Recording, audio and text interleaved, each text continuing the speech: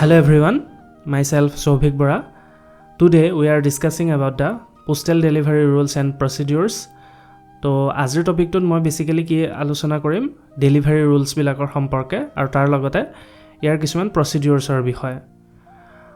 ইয়াতে মই গোটেই বস্তুখিনি একদম সিম্পলিফাইড ৱেত ডিসকাস কৰিছো। তাৰ লগতে কিছুমান ভিজুৱেল মই ইয়াতে ইউজ কৰিম। ভিজুৱেল মানে কি আৰু বেসিক্যালি কিছুমান আৰ্ট ইউজ কৰি দিছো যাতে আপোনালোকৰ বুজাত সহজ হয়। তাৰ লগতে মই ইয়াতে কভাৰ কৰিম ক্লজ নাম্বাৰ 35 ৰ পৰা 54 লৈকে। এইবিলাক কোড আছে পোষ্ট অফিস গাইড পাৰ্ট 1 ত আছে আৰু তাৰ লগতে মই লেটাৰ বক্স ক্লিয়াৰেন্স সম্পৰ্কে ইয়াতে আপোনালোকক জনাম। তো আহক তেতিয়া হলে ভিডিওটো আৰম্ভ কৰো। ইয়াতে প্ৰথমে আমি জানিম ডেলিভাৰীৰ ডেফিনেশ্যন সম্পৰ্কে যেটো ক্লজ নাম্বাৰ 35 ত আছে। তো ইয়াতে দিয়া হৈছে handling the article at the house office to the addressee or their authorised agent. অৰ্থাৎ ডেলিভাৰী নামটোতে ইয়াৰ যেটো অৰ্থ সেই গুটে অৰ্থটো সোমাই আছে। ডেলিভাৰী মানে অসমীয়াত কি হ'ব বিতৰণ, হয়নে? কিবা এটা বস্তু আমি যেতিয়া কাৰবাক দিও সেই বস্তুটোকে বিতৰণ বুলি কওঁ, হয় নাই? কিন্তু ইয়াতে আমি পোষ্টেলৰ ভাষাত কি ধৰণে কম যে কোনো এটা ডাক বস্তু যেতিয়া আমি প্ৰাপ্তকৰ্তাৰ হাতত বা তেওঁৰ ঘৰত বা অফিসত গৈ দিওঁগে বা তেওঁ নিয়োগ কৰা যিজন অথৰাইজড এজেন্ট তেওঁৰ হাতত গৈ দিওঁ, সেই গুটে প্ৰক্ৰিয়াটোকে বিতৰণ বা ডেলিভাৰী বুলি কোৱা হয়।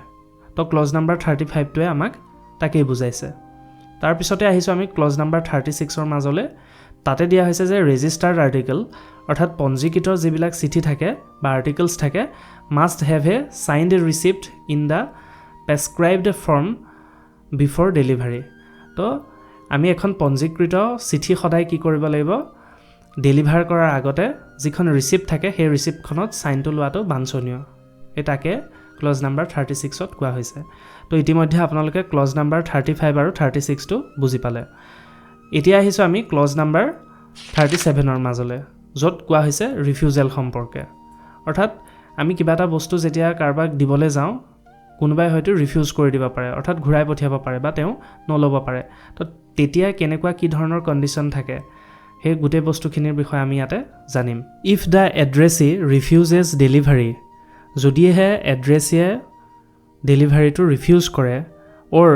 ইজ নট ফাউণ্ড বা আমি এড্ৰেছিক যদি নাপাওঁ তেতিয়া কি কৰিব পাৰিম আমি ডিটেইন ইন পোষ্ট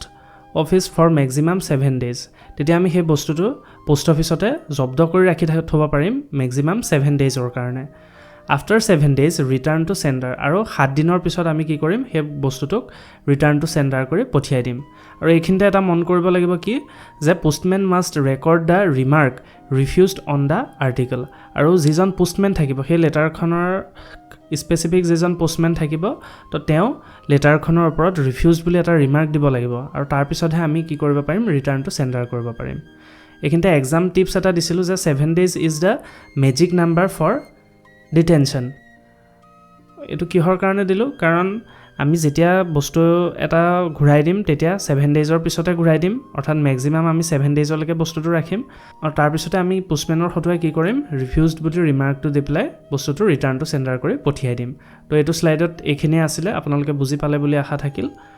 এতিয়া আহিছো আমি নেক্সট স্লাইডটোলে। ইয়াতে ডিসকাস কৰা হৈছে স্পেচিয়েল টাইপছ অফ এড্ৰেছেছৰ সম্পৰ্কে, অৰ্থাৎ বিভিন্ন প্ৰকাৰৰ প্ৰাপ্তকৰ্তা সম্পৰ্কে আমি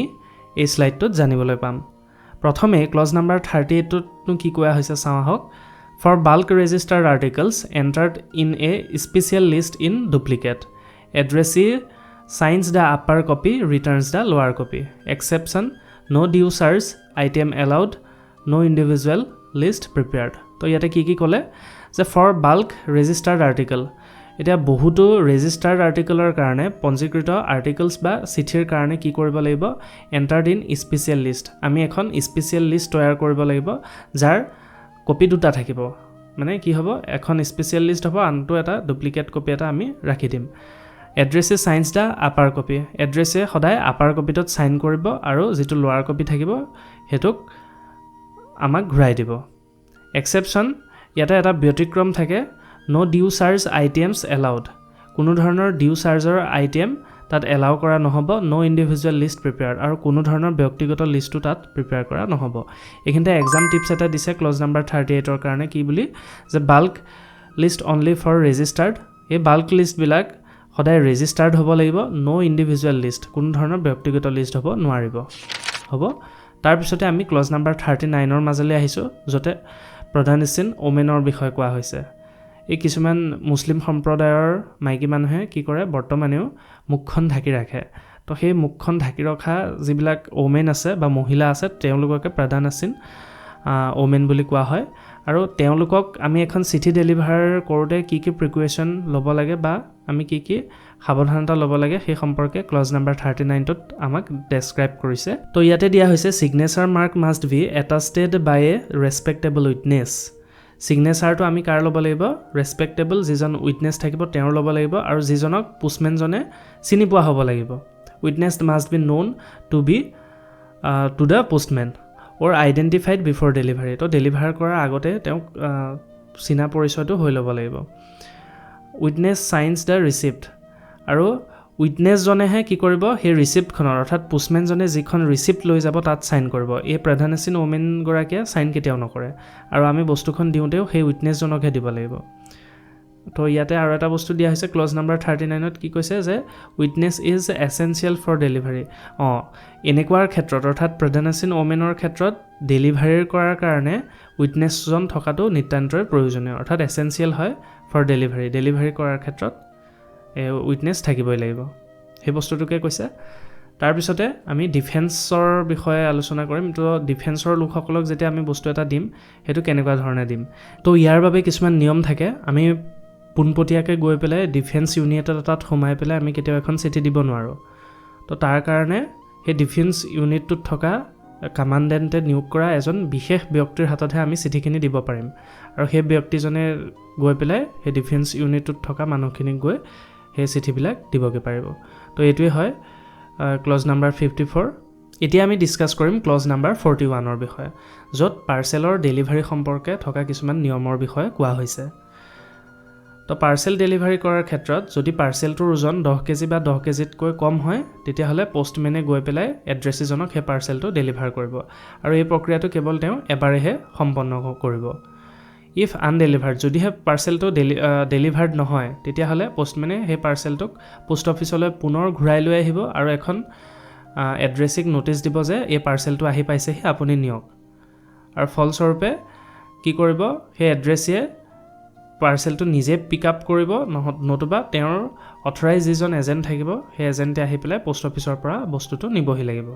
কিন্তু এই ওজনটো যদি অৰ্থাৎ পাৰ্চেলৰ ওজনটো যদি 10 কেজিতকৈ বেছি হয় তেতিয়াহ'লে পোষ্টমেনে গৈ পেলাই তেওঁক ঘৰত গৈ এড্ৰেছিজনক সেই পাৰ্চেলটো কেতিয়াও নিদিয়ে এইটো নিয়ম আপোনালোকে সদায় মনত ৰাখিব যদিহে 10 কেজিতকৈ পাৰ্চেলটো ওজনটো বেছি হয় তেতিয়াহ'লে কি কৰিব delivered only at the post office window' সদায় সেই পাৰ্চেলটো পোষ্ট অফিচতে ডেলিভাৰ্ড কৰিব লাগিব অৰ্থাৎ পোষ্টমেনজনে এখন ন'টিচ দিব যে মানুহজনক জনাব যে পাৰ্চেলটো আহি পোষ্ট অফিচ পাইছেহি আপুনি বস্তুটো লৈ যাওকগৈ সেইটো কেতিয়া খাটিব যেতিয়া পাৰ্চেলটোৰ ওজন 10 কেজিতকৈ বেছি হ'ব ঠিক আছে what if they don't show' up if addressee agent fails to take delivery within 7 days from the notice presentation the parcel is treated as unclaimed এইখিনিতে আৰু এটা কথা আমি জানিব লাগিব যদিহে এই ন'টিচখন দিয়াৰ পাছতো 7 দিনৰ ভিতৰত আহি যদি এড্ৰেছিয়ে পাৰ্চেলটো গ্ৰহণ নকৰে পোষ্ট অফিচৰ পৰা তেতিয়া সেই পাৰ্চেলটো আনক্লেইমড বুলি ৰিমাৰ্ক কৰি পেলাই আমি ৰিটাৰ্ণটো চেণ্ডাৰ কৰি পঠিয়াই দিব পৰা ক্ষমতা পোষ্টমেনৰ আছে মানে সেই বস্তুটোৰ বিষয়ে কোৱা হৈছে এই ৰুলছটো পোষ্টমেনৰ কাৰণে অত্যন্ত গুৰুত্বপূৰ্ণ এটা ৰুল হয় গতিকে আপোনালোকে কথাকেইটা মনত ৰাখিব আৰু তাৰ পাছতে আমি মুভ কৰিম ক্লজ নাম্বাৰ 42ত থকা ইনছুৰ্ড আৰ্টিকল সম্পৰ্কে এতিয়া যিবিলাক ইনছুৰ্ড আৰ্টিকল আহে যদি সেই ইনছুৰ্ড আৰ্টিকলৰ পৰিমাণটো অৰ্থাৎ ৰুপিজটো 500 টকা বা 500 টকাৰ কম হয় তেতিয়াহ'লে আমি সেই বস্তুটোক অৰ্ডিনেৰী মেনাৰতে ডেলিভাৰ কৰিম অৰ্থাৎ আমি সাধাৰণভাৱে ডেলিভাৰ কৰিম কেতিয়া কৰিম যেতিয়া ইনছুৰ্ড এমাউণ্টটো 500 বা 500তকৈ কমি থাকিব তেতিয়া আমি সেইটো অৰ্ডিনেৰী মেনাৰত ডেলিভাৰ কৰিম বাট সেই ইনছুৰ্ড আৰ্টিকলটোৰ পৰিমাণ যদি ৰুপিজ 500তকৈ বাঢ়ি যায় তেতিয়া আমি পোষ্ট অফিচ উইণ্ড'তহে বস্তুটো ডেলিভাৰ কৰিম আৰু আমি বস্তুটো যে আহিছে সেই সম্পৰ্কে এড্ৰেছিক জনাম আৰু জনোৱাৰ পাছত এড্ৰেছি আহি পোষ্ট অফিচ উইণ্ড'ৰ পৰা সেই পাৰ্চেলটো গ্ৰহণ কৰি ল'ব আৰু যদি কেতিয়াবা সেই ইনছুৰ্ড আৰ্টিকলৰ ক্ষেত্ৰত আমাৰ সন্দেহ জন্মে তেতিয়া আমি কি কৰিম এড্ৰেছিক মাতি আনি পেলাই পোষ্টমাষ্টাৰৰ ফ্ৰণ্টতে সেই বস্তুটো খুলিবৰ কাৰণে নিৰ্দেশ জাৰি কৰিম হ'ব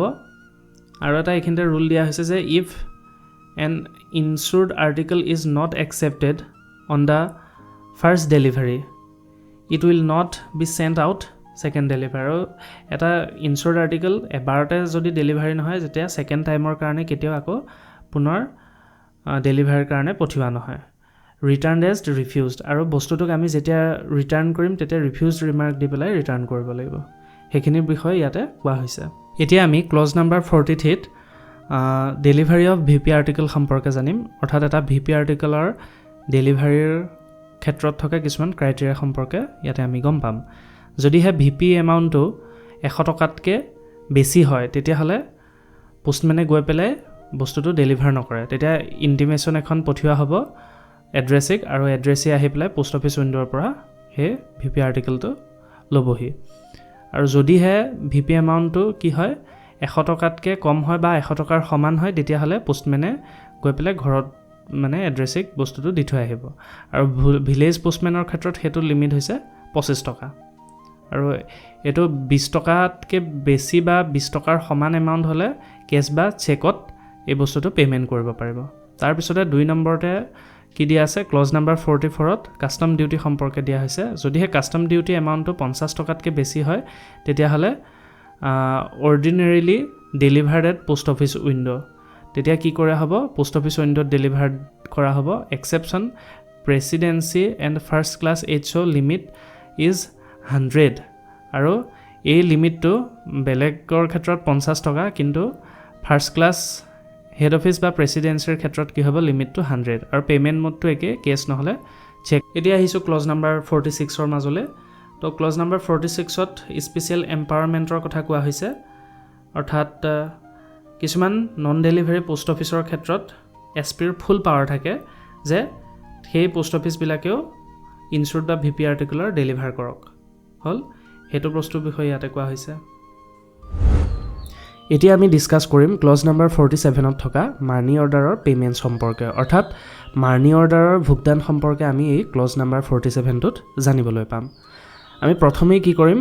পোষ্টমেনজনে প্ৰথমে ক'ত যাব পে'ৰ এড্ৰেছত গৈ পেলাই পে'মেণ্টটো কৰাই আহিব দ্বিতীয়তে পে'য়ে চাইন কৰিব লাগিব মানি অৰ্ডাৰটোত আৰু একনলেজমেণ্টখনত চিয়াহীৰ জৰিয়তে তৃতীয়তে পে'য়ে মানি অৰ্ডাৰৰ লগত পোষ্টমেনজনে নিয়া কুপনটো নিজৰ লগত ৰাখিব আৰু একনলেজমেণ্টটো পোষ্টমেনজনক পুনৰ ঘূৰাই পঠিয়াব তাৰ পাছতে কি কৰা হৈছে যে ভিলেজ পোষ্টমেনৰ ক্ষেত্ৰত মানি অৰ্ডাৰৰ লিমিটটো 500 টকাতকৈ বেছি নহয় আৰু যদিহে 500 টকাতকৈ বেছি হয় তেতিয়াহ'লে পোষ্ট অফিচ উইণ্ডত সেই মানি অৰ্ডাৰটো পে'য়ে আহি ল'বহি লাগিব ঠিক আছে ইয়াত সেইখিনি বস্তুৰ বিষয়ে কোৱা হৈছে এতিয়া আমি ডিছকাছ কৰিম ক্লজ নাম্বাৰ 40ত থকা delivery of damaged registered article of letter and parcel mail সম্পৰ্কে ঠিক আছে তো ক্লজ নাম্বাৰ 40টোত আমাক কি কোৱা হৈছে যে যেতিয়া পোষ্ট অফিচে কিছুমান চিঠি বা কিছুমান পাৰ্চেল যেতিয়া ডেমেজ কণ্ডিশ্যনত ৰিচিভ কৰে তেতিয়া তাৰ ডেলিভাৰীৰ ক্ষেত্ৰত কি কি ব্যৱস্থা পোষ্ট অফিচে লয় সেই সম্পৰ্কে আমি ইয়াতে জানিম তো প্ৰথমে কি হ'ব যে notice send to attend post office অৰ্থাৎ এড্ৰেছিলে প্ৰথমে কি কৰিব লাগিব এখন ন'টিছ আমি পঠিয়াব লাগিব পোষ্টমাষ্টাৰৰ জৰিয়তে যে এড্ৰেছিয়ে আহি পেলাই পোষ্ট অফিচৰ পৰা সেই বস্তুটো গ্ৰহণ কৰে আৰু এই ক্ষেত্ৰত টাইম ফ্ৰেমটো কেনেকুৱা হয় 7 ডেজ হয় ইনলেণ্ড লেটাৰ বা পাৰ্চেলৰ ক্ষেত্ৰত আৰু 15 ডেজ হয় ফৰেন লেটাৰ বা পাৰ্চেলৰ ক্ষেত্ৰত আৰু এড্ৰেছি কোনখিনি টাইমৰ ভিতৰত আহিব লাগিব আমি যেতিয়া ন'টিছটো পঠিয়াম তাৰ পৰা 7 ডেজৰ ভিতৰত অন্তৰ্দেশীয় লেটাৰ বা পাৰ্চেলৰ ক্ষেত্ৰত তেওঁ আহি পাবহি লাগিব পোষ্ট অফিচ আৰু 15 ডেজটো ফৰেন আৰ্টিকেল বা পাৰ্চেলৰ ক্ষেত্ৰত আহি পাবহি লাগিব তো ক্লজ নাম্বাৰ 40ত সেইখিনি বস্তুৰ বিষয়ে কোৱা হৈছে তাৰপাছতে আমি মুভ কৰিছোঁ ক্লজ নাম্বাৰ 50ৰ বিষয়ে তাত ৰিফিউজেল টু পে অৰ্থাৎ এড্ৰেছে যেতিয়া পে' কৰিবলৈ ৰিফিউজ কৰে তেতিয়া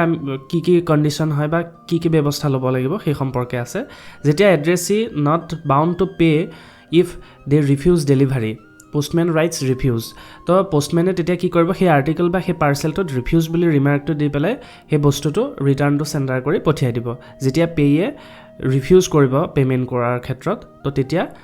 আমাৰ পোষ্টমেনে কি কৰিব ৰিফিউজেল বা ৰিফিউজড বুলি ওপৰত লেটাৰটোৰ ওপৰত বা পাৰ্চেলটোৰ ওপৰত মাৰ্কাৰ দি লিখি সেই বস্তুটো ৰিটাৰ্ণটো চেণ্ডাৰ কৰি পঠিয়াই দিব ঠিক আছে তো এতিয়া আমি ডিসকাস কৰিম অব্লিগেশন এণ্ড ৰিকভাৰী সম্পৰ্কে যেটো ক্লজ নাম্বাৰ 51 আৰু 52 ত আছে তো 51 ত অব্লিগেশন সম্পৰ্কে কোৱা হৈছে আৰু 52 ত ৰিকভাৰী সম্পৰ্কে কোৱা হৈছে তো 51 ক্লজটোত নো কি বুলি কৈছে আমি চাওঁ হক যে যেতিয়া আমি কিবা এটা বস্তু প্ৰাপ্তকৰ্তাৰ হাতত দিমগে আৰু সেই বস্তুটোত যদি পোষ্টেজ ডিউ থাকে তেতিয়া হলে প্ৰাপ্তকৰ্তাই এটা নিৰ্দিষ্ট এমাউন্ট পে কৰি পেলাইহে অৰ্থাৎ বা পোষ্টেজ ডিউ এমাউন্টটো পে কৰি পেলাইহে বস্তুটো ল'ব পাৰিব হেতুকে ক্লজ নাম্বাৰ 51 ত কোৱা হৈছে আৰু 52 ত কি কোৱা হৈছে তাত ৰিকভাৰী সম্পৰ্কে কোৱা হৈছে সে ধৰা এটা বস্তুত পাৰ্সেলত কি কৰিবলগীয়া আছিল প্ৰাপ্তকৰ্তাই পেমেন্ট কৰিবলগীয়া আছিল কিন্তু তেওঁ পোষ্টমেনজনক যদি তাৰ বাবে ৰিফিউজ কৰে যে মই পেমেন্ট নকৰো তো তেনেকুৱা ক্ষেত্ৰত কি হ'ব পোষ্ট অফিচ এক্ট অনুযায়ী তেওঁৰ পৰা ফাইন লোৱাৰ প্ৰক্ৰিয়াটো ষ্টাৰ্ট কৰি দিয়া হ'ব আৰু তাৰ বাহিৰেও ফিউচাৰত যদি তেওঁৰ কিবা মেইল আহে যেতিয়ালৈকে তেওঁ সেই পোষ্টেজৰ পেমেন্টখিনি নকৰিব তেতিয়ালৈকে গুটে বস্তুটো বা সেই চিঠিপত্ৰবিলাক পোষ্ট অফিচে নিজৰ লগতে ৰাখি দিব তো তেনেকৈ মানে এই ৰিকভাৰী সিস্টেমটো আগবঢ়াই নিব ক্লজ নাম্বাৰ 53 ত আৰ্টিকলছ মিলিচিয়াছলি সেন্ট আনপেইড সম্পৰ্কে কোৱা হৈছে অৰ্থাৎ যেতিয়া কিবা এটা আৰ্টিকল জানি বুজি পেলাই আনপেইড কৰি পঠিওৱা হয় তেতিয়া হেড অফ সাৰ্কেলে পোষ্টেজটো ৰিমিট কৰিব পাৰে তাৰ বাহিৰেও সুপাৰিনটেন্ডেন্ট বা first class postmaster can remit up to ₹10 আৰু 10 টকালৈকে তেতিয়া সুপাৰিনটেন্ডেন্ট নহলে ফাৰ্স্ট ক্লাছ পোষ্টমাস্টাৰেও 10 টকালৈকে সেই বস্তুটো ৰিমিটটো কৰিব পাৰে সেই সম্পৰ্কে ক্লজ নাম্বাৰ 53 ত কোৱা হৈছে এতিয়া আমি ডিসকাস কৰিম ক্লজ নাম্বাৰ 48 ৰ বিষয়ে য'ত আমাক পোষ্টমেনৰ ডিউটি বা কৰ্তব্যৰ বিষয়ে কোৱা হৈছে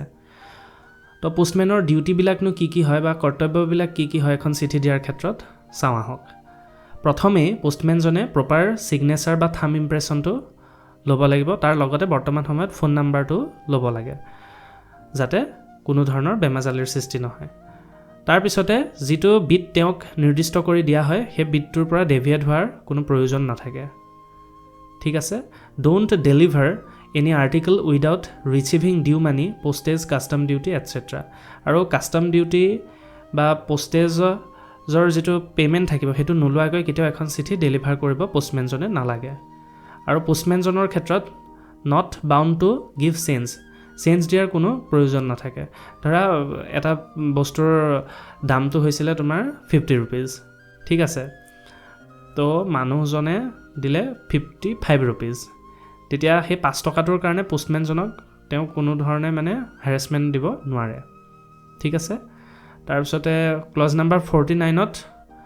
কিনো কৈছে চাওঁ হক small post office without a delivery agent সম্পৰ্কে কোৱা হৈছে postmaster make arrangement registered insured money order are delivered at the post office window তো পোষ্টমাস্টাৰ জনে এই ব্যৱস্থাটো কৰি দিয়ে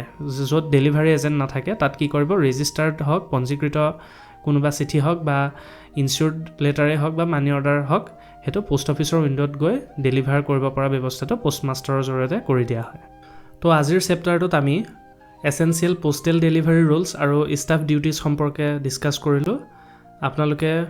এই পাঁচটি অতি সুন্দৰভাৱে পঢ়িব বুলি আশা থাকিল লগতে আগন্তুক পৰীক্ষাৰ শুভেচ্ছা থাকিল তো আজিলৈ আহিছো ধন্যবাদ